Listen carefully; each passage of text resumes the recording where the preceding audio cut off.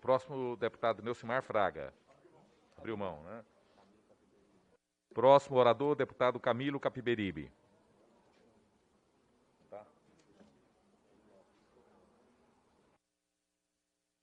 Próximo orador, deputado Hélio Lopes.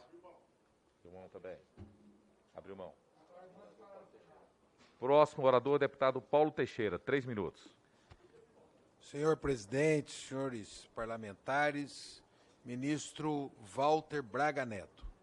Ministro, eu sou autor de uma notícia-crime contra o Vossa Excelência, para investigar se Vossa Excelência ameaçou o parlamento brasileiro e para investigar se Vossa Excelência teria dito que, se não tivesse o voto impresso, o senhor não teria eleição em 2022. Eu quero dizer que quem decide sobre voto impresso não é Vossa Excelência. Quem decide sobre voto impresso é o Congresso Nacional. E Vossa Excelência caberá obedecer. E caso não obedeça, será preso. Então, quero saber de Vossa Excelência se o senhor disse que não haverá eleição em 2022, caso tenha voto impresso. Em segundo lugar, ministro, de ameaçar uma CPI também é motivo de crime, e Vossa Excelência pode responder criminalmente. Eu queria dizer sobre o tema dos militares. Eu tenho muito respeito pelas Forças Armadas, muito. Agora, aqueles militares que se meteram nesse governo, como o senhor, prestaram um péssimo serviço à nação. Vejam, eu tenho números aqui.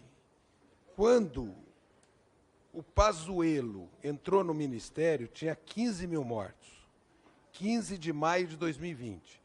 Quando ele foi confirmado como ministro, tinha 132 mil mortos. 15 de setembro de 2020. Quando ele deixou o ministério, tinham 300 mil mortos. A vacina só aconteceu quando a sociedade exigiu, surgiu a vacina a partir de São Paulo, e a CPI deixou clareza de que os senhores teriam atrasado a compra da vacina. Então, dar dados sobre vacinação de hoje é totalmente inadequado, totalmente fora de lugar. Eu queria saber, ministro, sobre salários. O senhor recebeu, dados públicos, o senhor recebeu R$100 mil de salários em julho. O general Augusto Heleno, 107. O general Luiz Eduardo Ramos, 111. Eu queria saber, eu fiz uma pergunta, eu protocolei um pedido para saber sobre nomeações de marechais. Eu queria saber se o senhor pode aqui dizer sobre promoções que houve nesse período, que são objeto de um requerimento meu e que já foi protocolado. Eu gostaria de saber se o senhor gostaria de responder a essa pergunta. Próximo orador. Ouvimos. Próximo inscrito. Com o devido respeito que merecem as Forças Armadas do nosso país e que merece Vossa Excelência como ministro da Defesa, e, ao mesmo tempo, com a firmeza que exige um momento sensível da vida institucional do país. Nós não podemos desconhecer que nós vivemos um momento sensível da vida institucional do país, esses conflitos institucionais que não ajudam a ninguém, que atrapalham o país, e que nós precisamos reafirmar a democracia num esforço de distensionar essa relação entre os poderes. Eu quero falar, por respeito, ministro, porque as Forças Armadas que eu reconheço e que o Brasil aprendeu a amar é o exército dos pracinhas que foram para a guerra combater o nazismo. É a Marinha que faz o atendimento de ribeirinhos lá no meu Amazonas. É a Aeronáutica que transportou oxigênio num momento muito duro da vida do país e da vida do meu estado do Amazonas. É esse exército que o povo brasileiro, essa Marinha, essa Aeronáutica que o povo brasileiro respeita e ama. E é importante dizer que quando a Constituição impediu a participação política das Forças Armadas, não foi por preconceito, é porque as Forças Armadas têm armas. E quando se exerce a democracia com armas, o que era democracia vira tirania da maioria sobre a minoria, desrespeitando direitos humanos, garantias fundamentais. Por isso, a Constituição estabeleceu o limite. E aí, ministro, é preciso ter claro, e o presidente da República precisa ter claro, é verdade que ele é o comandante supremo das Forças Armadas, mas é tão verdade quanto que a Constituição é a comandante suprema dele.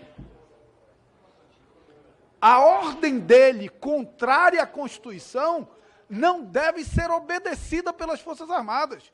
E eu tenho absoluta clareza de que as Forças Armadas sabem disso como compromisso institucional e constitucional de uma Constituição que juraram respeitar. É importante também ter claro, eu vi aqui deputado dizendo, não, porque é o Supremo isso, Supremo aquilo. Quem tem a última palavra em matéria constitucional é o STF. E não é porque o STF quer, não, ministro, é porque a Constituição diz que ele tem a última palavra. E aí alguém disse aqui também que a maioria do povo brasileiro quer. Primeiro eu fico a me perguntar quem foi essa maioria que deu procuração para esse cidadão falar em nome dela. Primeiro isso. E segundo, ainda que existisse essa maioria, a maioria da opinião pública ela é conjuntural. O que estabiliza a sociedade é a Constituição. Mudam-se as maiorias e a Constituição mantém estável as instituições. E já concluindo, senhor presidente, as Forças Armadas não podem e não terão dúvidas de que ninguém pode tentar impedir as eleições. E que se alguém tentar impedir as eleições, o lado delas é o lado das eleições, porque o lado da eleição é o lado da Constituição. Voto impresso, não importa se foi derrota, se foi vitória. Regimentalmente perdeu a votação.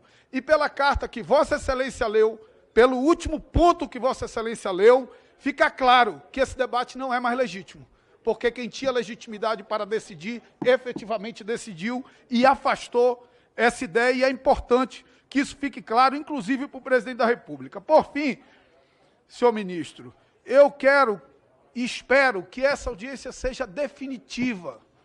Nós não precisamos de crises artificiais para um país que tem 15 milhões de desempregados, 19 milhões de pessoas com fome, em que a inflação na comida, no gás de cozinha, na energia e no combustível tornou o brasileiro 30% mais pobre desde que assumiu esse governo. Essa é a pauta que o Brasil precisa e essa é a pauta que eu tenho certeza que nós vamos priorizar daqui para frente. Próximo orador.